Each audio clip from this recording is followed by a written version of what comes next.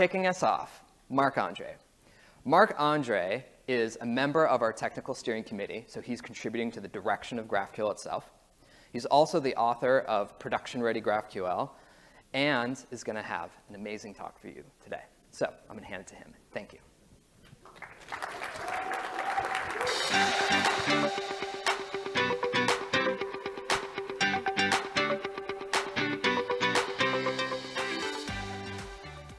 Awesome. Thank you, everyone, for being here. Good morning.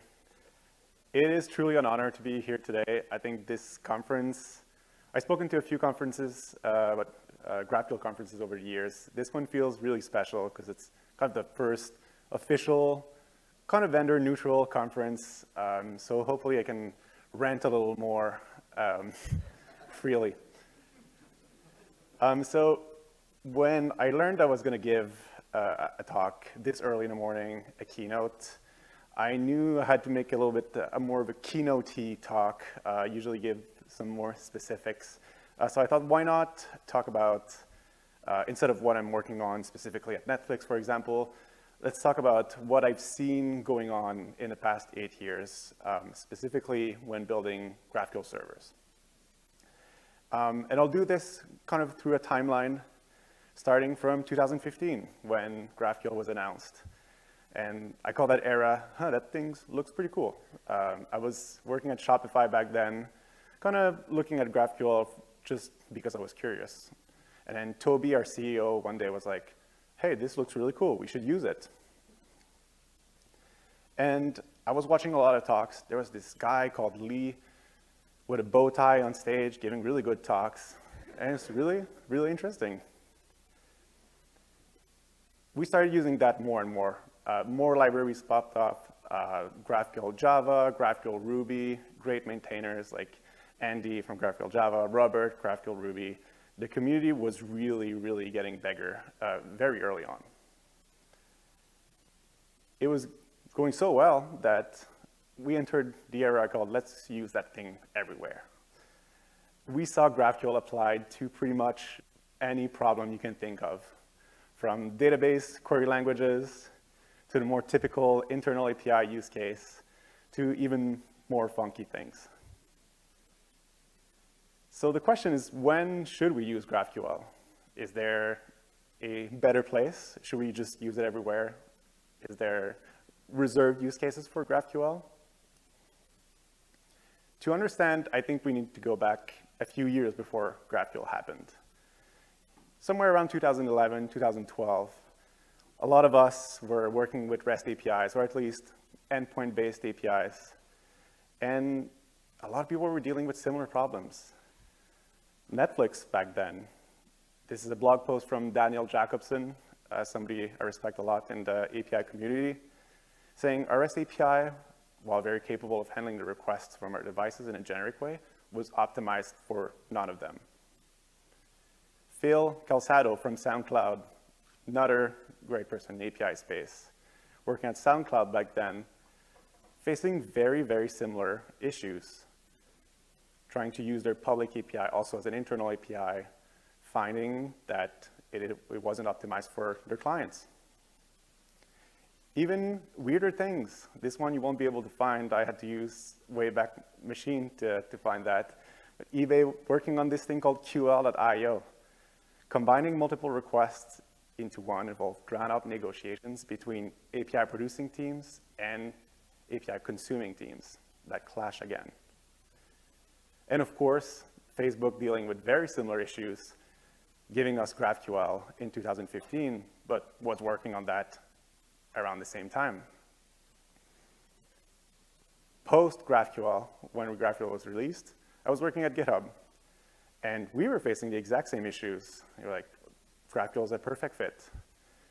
So to me, all of these stories are what is at the core of GraphQL. This is what we usually read as far as benefits for GraphQL. In reality, especially over the last 8 years, we've seen a lot of other tools that can give us similar benefits. A strongly typed schema is not really a GraphQL thing anymore. Underfetching, overfetching, we hear this one a lot. Well, I can just build specific APIs for every of my use cases. Self-documenting, we know how to do that in other API styles as well. And same thing with the no versioning thing. Nobody's forcing us to version any other APIs. So what is it truly? To me, GraphQL is really about the tension between optimizing client requirements and then being able to manage those at scale on the server side. And knowing that, I think we can kind of draw a map of where GraphQL might be most effective, starting from internal APIs, juggling with multiple use cases, and wanting to optimize for each of them, those stories we read about.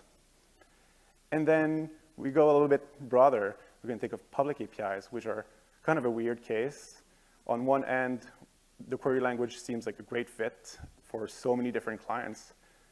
On the other end, a public API is almost by definition very generic. We don't know what to expect. We want to expose our domain in a very generic way. And of course, some other things like a database query language, or even server-driven UI, where if you think about it, your query never really changes. You just want the whole page. Why does this even matter? We're all free to use GraphQL wherever we want. It is not really a big deal, right? Well, I think it matters for a few reasons. The first one is we want to know where we need to improve things, where it's going to make the most impact to improve GraphQL. Then there's also the fact that when folks try to use GraphQL in stranger places and have bad experiences, it affects all of us. It affects our community. And finally, I think it makes us understand why sometimes in certain contexts, new technologies might disturb a bit where people were using GraphQL. Like, for example, if you were using TypeScript on your backend and front end using a single client and a single server. I don't know why anybody would do that, but maybe we'll learn about that today.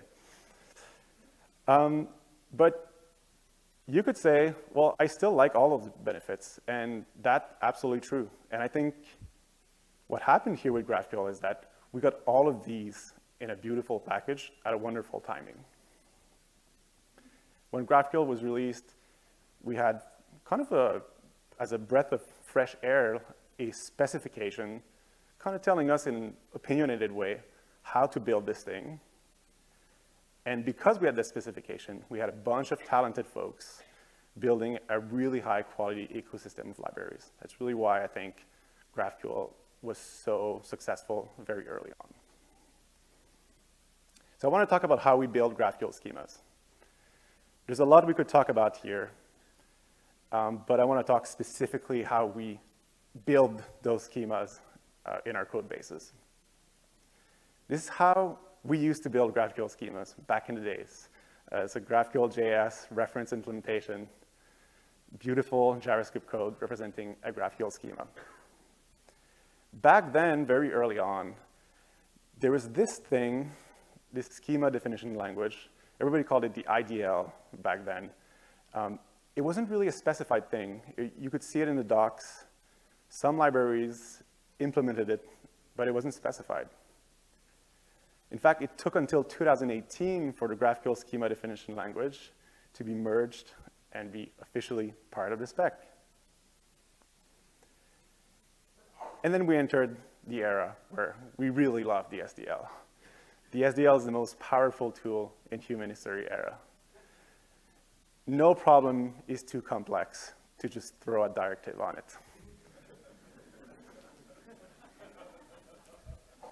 Today, we're still living in that era, kinda. This is the GraphQL.js docs, which basically tells you to use the SDL to build your schema.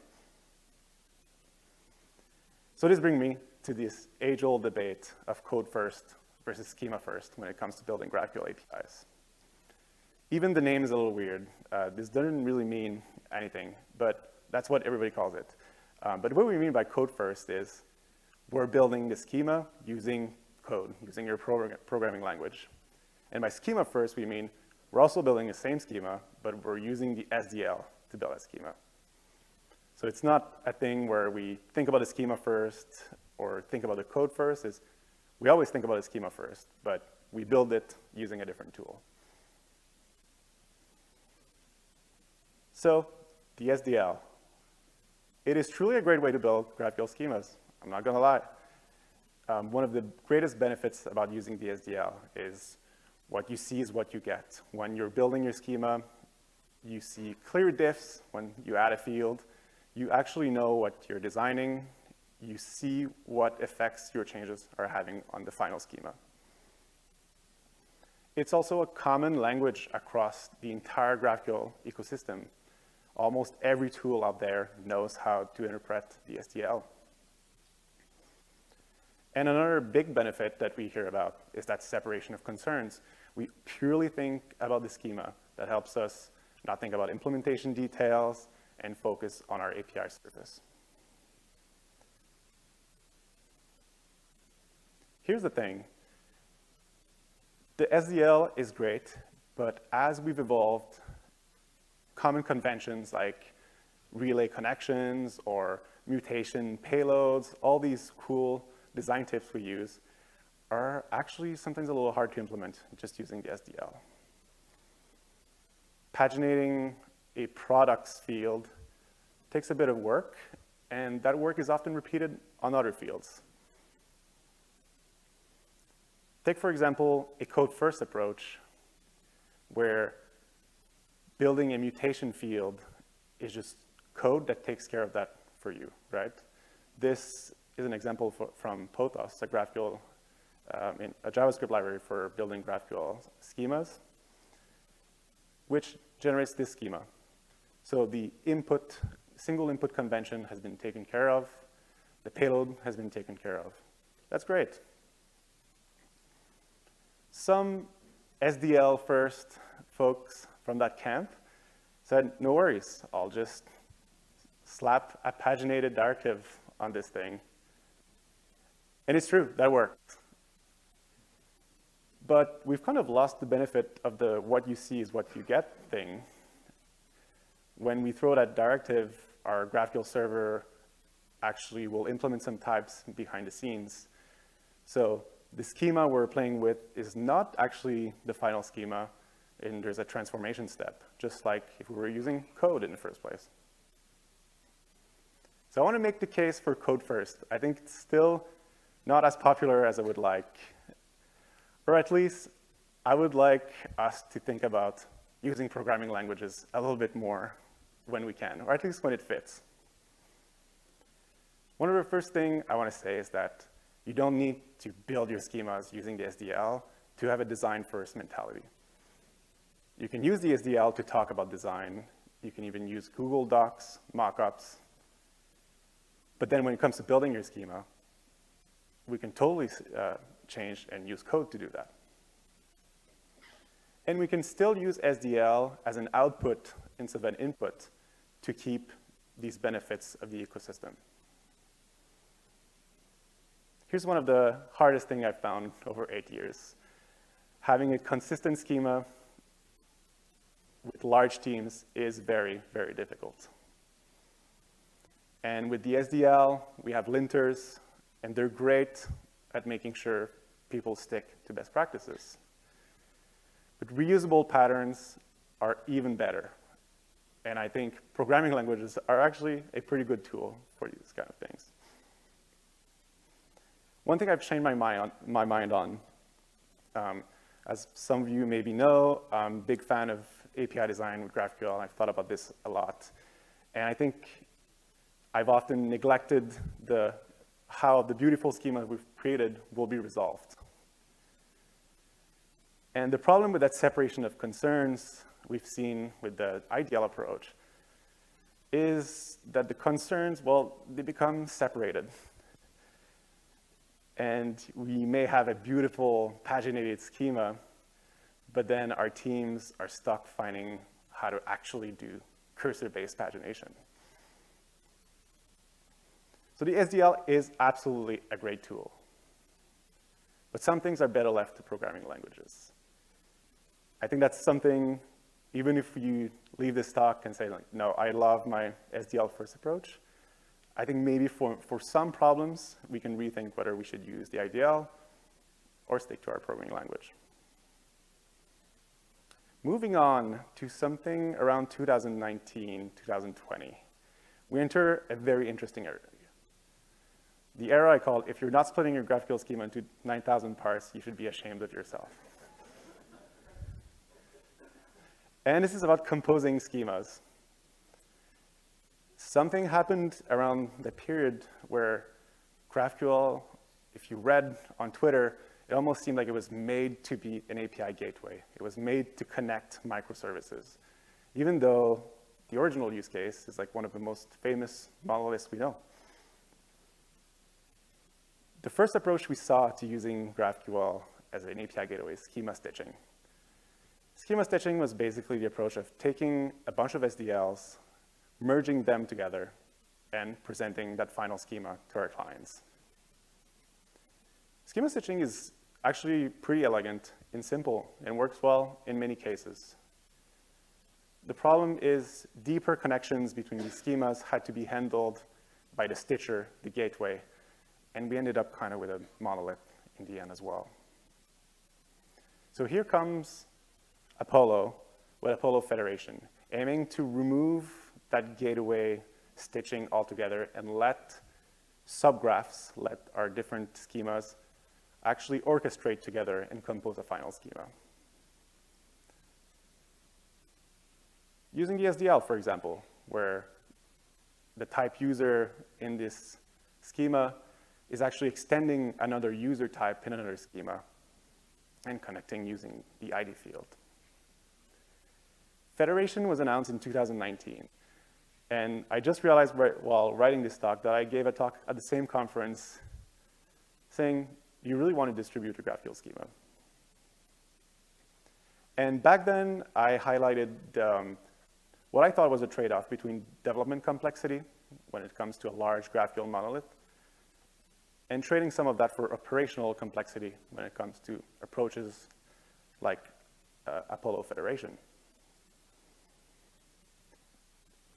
Back then, I met a few engineers from Netflix who were using Federation successfully. I ended up joining them. I was a little afraid about what I was going to find there, given my hesitation on distributing GraphQL schemas. Turns out I was wrong about the whole development versus operational complexity. Both actually get harder. I think I mentioned that earlier. Consistency is really, really difficult at scale. And it doesn't get better when schemas are found a little bit everywhere. And building that big one graph, we have the tools to do that. We have the technology. But making it feel like a single API to end users is the really hard part. And I think one of the really hard parts about things like Federation and distributing GraphQL schemas is we end up introducing this new piece, this schema registry that every sub-schema talks to produce a supergraph, which means our SDLs that are found in our code bases, they aren't really the truth anymore. They're a thing we used to send to a registry, but the truth is within the registry, but we don't have the source for that. And I call this thing schema duality, where we have our source schemas, we can read them, we can lint against them. But then we also have our compose schema. That's the thing our clients actually see. And we're constantly juggling between these two. And I want to share an example of why that makes things pretty hard sometimes. This is a true story. Names have been changed. We had this union, let's call it movie, that had a few members. And the team made sure that the documentary member was not used anymore by any client. So we removed it from one of the subgraphs. The thing we didn't think about is the gateway needs to query plan to make sure everything works properly. And the query plan, when the change was deployed on that subgraph, did think the documentary still exists and included it to get the type name. And of course, that broke because our DGS, we call them DGSs, the subgraph, didn't contain that field anymore. So we realized, wait, the query planner is actually a client as well. So we have our end clients trying to understand the full schema, but the query planner is also a client to our source schemas. So that's an example of that schema duality thing I was showing, is we really have multiple versions of our schemas. We have the running schemas on the subgraph servers. We have the source schemas in your repos that get transformed into a compose schema. This gets pretty hard. So when should we distribute our schemas?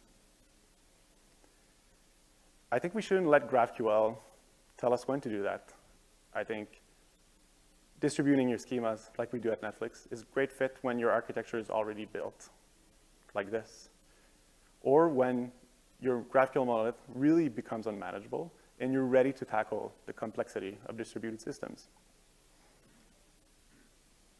So we are here, 2023, and I think we've seen some of these debates, hopefully not too many hot takes, but what I want to leave us with here is that I think what we really love about GraphQL, what brings us here, was already there in 2015. I think the core of GraphQL is super powerful.